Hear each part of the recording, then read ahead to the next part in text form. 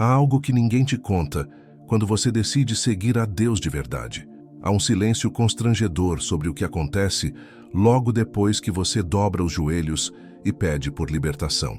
Você esperava paz, esperava que as correntes caíssem e tudo ficasse mais fácil. Mas o que veio foi diferente. A tentação não diminuiu, ela aumentou. E agora você está aí, se perguntando se Deus realmente te ouviu ou se você fez algo errado. Porque quando você ora pedindo para ser livre, você espera leveza. Você espera que os velhos desejos simplesmente evaporem, que as armadilhas percam o brilho, que a carne finalmente se cale. Mas não é assim que funciona, não é? A tentação fica mais alta, mais insistente, mais presente, e você começa a achar que está piorando, que está regredindo, que talvez Deus tenha desistido de você. Mas deixa eu te contar uma verdade que vai doer antes de curar. Quando você pede libertação, você não está pedindo para a batalha acabar. Você está pedindo para finalmente enxergá-la. Durante anos você estava dormindo no meio da guerra, anestesiado, acostumado. Você chamava de normal aquilo que era prisão. E Deus, ao começar a te libertar, não remove a tentação de imediato. Ele abre seus olhos. Ele te mostra o que sempre esteve ali, mas que você ignorava. E isso é doloroso, porque pela primeira vez você sente o peso real das correntes que carregava sem perceber. O salmista escreveu algo profundo em Salmos 102:4. O meu coração está ferido e seco como a erva, até me esqueço de comer o meu pão. Ele não estava apenas cansado, ele estava devastado por dentro. Seco, ferido, esquecido de si mesmo. E talvez seja exatamente isso que você sente agora, como se tivesse perdido o apetite pela própria vida, como se estivesse tão exausto da luta que nem consegue mais se lembrar de cuidar de si, de descansar, de respirar. Essa secura não é sinal de fracasso. É sinal de despertar. É o que acontece quando a alma finalmente reconhece que estava vivendo no deserto, fingindo que era um jardim. Você pediu água, e Deus começou a te mostrar onde você realmente está. E sim, dói perceber que a jornada é mais longa do que você imaginava. Mas entenda, a tentação aumentou porque agora você está resistindo. Antes, você cedia sem lutar. Agora, você está de pé. E o inimigo sempre investe mais pesado contra quem decide levantar. Tem uma história pouco conhecida na Bíblia, quase um detalhe escondido entre tantas narrativas maiores. É sobre um homem chamado Jabes, em 1 Crônicas 4, 9 e 10. A Escritura diz que ele era mais ilustre que seus irmãos, mas sua mãe o chamou de Jabes porque o deu à luz com dores. Ele nasceu marcado pela dor e cresceu carregando esse nome, essa identidade. Mas em vez de aceitar o destino de sofrimento, ele orou. E sabe o que ele pediu? Que Deus o abençoasse e expandisse seu território e, preste atenção, que Deus o guardasse do mal, para que não causasse dor. Jabes sabia que nasceu da dor, mas não queria reproduzi-la.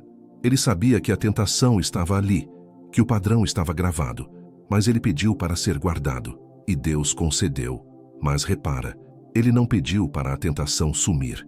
Ele pediu para ser guardado no meio dela, porque libertação não é ausência de luta, é presença de Deus na luta. É ter a força para resistir quando tudo dentro de você quer ceder. É manter os pés firmes quando a tempestade está mais forte. Então, se a tentação aumentou depois que você pediu libertação, não significa que Deus não está agindo. Significa que a guerra ficou visível. E agora você precisa entender uma coisa. Você não vai vencer essa guerra com força própria. Você não vai acordar um dia e simplesmente não sentir mais vontade. Não funciona assim. A vontade pode continuar. A atração pode permanecer. Mas a diferença é que agora você tem algo que não tinha antes: consciência. E com consciência vem escolha.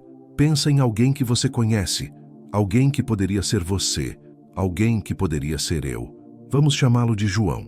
Ele passou anos mergulhado em vícios, em relacionamentos que destruíam, em padrões que o mantinham preso. Até que um dia, ele caiu de joelhos e pediu para Deus o libertar. E sabe o que aconteceu? Nas primeiras semanas, ele se sentiu pior. As crises de ansiedade vieram. Os gatilhos mentais dispararam. Ele foi bombardeado por memórias, por desejos, por ofertas de retorno à vida antiga. E ele quase desistiu pensando que Deus não tinha ouvido. Mas o que João não sabia é que Deus estava arrancando raízes, não apenas cortando galhos. Libertação verdadeira não é cosmética, ela é cirúrgica. E cirurgia dói, porque Deus não está apenas mudando seu comportamento, Ele está transformando sua identidade. Ele está matando o velho você para ressuscitar alguém novo. E esse processo é violento, é sangrento, é desconfortável, porque você está morrendo para si mesmo. E morrer nunca foi fácil. Jesus disse algo radical em Mateus 10:39. Quem achar a sua vida, perdê-la-á, e quem perder a sua vida por causa de mim, achá-la-á. Traduzindo, você precisa perder quem você era, para encontrar quem Deus criou você para ser. E no meio dessa perda, você vai sentir vazio, vai sentir falta, vai sentir tentação de voltar. Porque a mente fica confusa quando abre mão do familiar, mesmo que o familiar seja destrutivo. O cérebro prefere a prisão conhecida ao deserto desconhecido. E é por isso que a tentação grita mais alto justamente quando você está se libertando. Mas aqui está o segredo que poucos te contam. A intensidade da tentação é proporcional à proximidade da sua vitória. Quando o inimigo percebe que você está realmente decidido, que você não vai voltar, ele aumenta a pressão. Ele joga todas as cartas. Ele tenta te convencer de que você não vai conseguir, de que é impossível, de que você sempre foi assim e sempre será. Mas isso é mentira. A verdade é que ele está desesperado, porque ele sabe que se você atravessar esse deserto, você nunca mais será o mesmo, e ele perde você para sempre. Lembra de Elias? Aquele profeta poderoso que enfrentou 450 profetas de Baal, que fez descer fogo do céu, que provou que Deus é real e soberano. Logo depois dessa vitória tremenda, ele fugiu com medo de Jezabel e pediu para morrer. Ele disse: "Basta, Senhor, tira a minha vida." Um homem que acabou de ver um milagre gigante, desejando morrer. Isso parece contraditório? Parece, mas faz todo sentido. Porque depois de grandes vitórias espirituais, vêm grandes ataques emocionais. O inimigo não desiste. Ele muda de estratégia. Quando você pede libertação, você declara guerra. E guerra não termina com uma oração. Ela se intensifica. Mas a diferença é que agora você não está mais sozinho. Elias achava que estava, mas Deus apareceu e mostrou que havia 7.000 que não dobraram os joelhos a Baal. Você também não está sozinho. Há uma multidão invisível torcendo por você. Há um Deus lutando por você. E há uma força dentro de você que é maior do que qualquer tentação que vier contra você. Então, o que você faz quando a tentação aumenta? Você não tenta ser forte. Você confessa que é fraco. Você para de fingir que está controlando tudo e admite que precisa de ajuda a cada segundo. Paulo disse em 2 Coríntios 12:9, "A minha graça te basta, porque o meu poder se aperfeiçoa na fraqueza." Isso significa que Deus trabalha melhor quando você para de tentar trabalhar sozinho. Quando você se entrega à fragilidade e permite que a força dele opere em você. Libertação não é sobre deixar de sentir tentação, é sobre aprender a viver apesar dela. É sobre criar novos caminhos na mente, novos hábitos no corpo, novos padrões na alma. É sobre acordar e escolher de novo. É sobre cair e levantar quantas vezes for necessário. É sobre entender que santidade não é perfeição instantânea, é direção constante. É um passo de cada vez na direção de Deus, mesmo quando você sente que está tropeçando. E sabe o que acontece quando você persiste?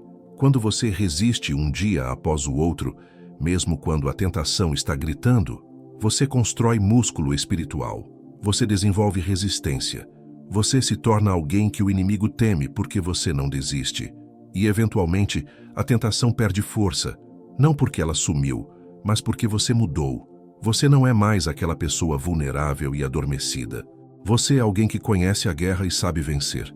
Então, se hoje você está se sentindo pior do que antes de orar, se a tentação parece mais forte, se você está exausto e pensando em desistir, escuta isso. Você está no caminho certo. Essa dor é sinal de transformação.